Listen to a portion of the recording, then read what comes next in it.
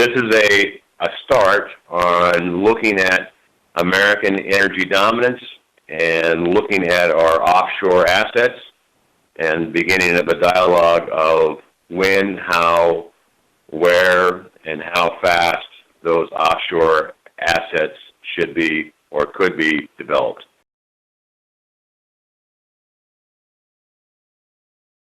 This is a clear difference between energy weakness and energy dominance.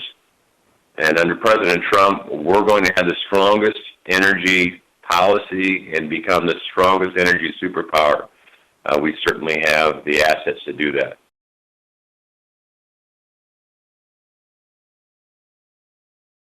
This is going to be a process where we're working together with the states, we're working together with the stakeholders. Interior should not be in the role of being the adversary. We should be a partner.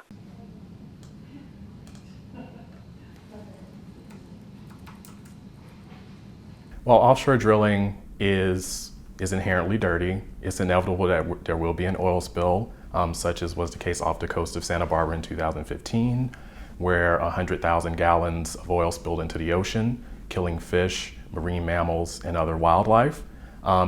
And you can go as far back as 2010 to the BP Deepwater Horizon spill, which spilled millions of barrels into the Gulf of Mexico. So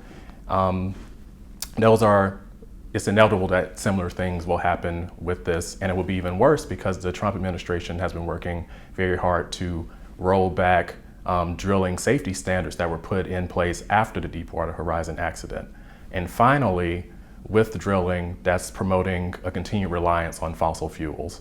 And fossil fuels ultimately are leading to the climate crisis, have led to the climate crisis we're in now.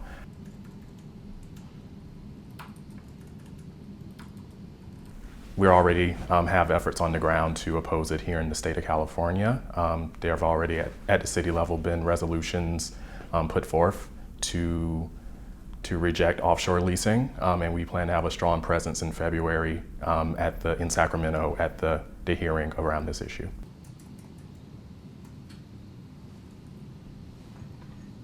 When a similar plan was put forth involving the Atlantic, there was a large public outcry opposing that, and for that reason that was halted.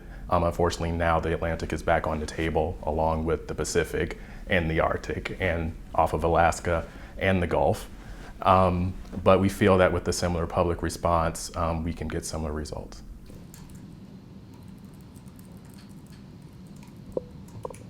We feel that there are alternatives that are very much competitive with fossil fuels, and that's renewable energy. So we're talking, for instance, solar power, which is very competitive in terms of price and in terms of its ability to be deployed compared to fossil fuels. So we feel that to avoid the worst impacts of climate change, we really need to make that transition from fossil fuels to those renewables, which are available and able to be deployed.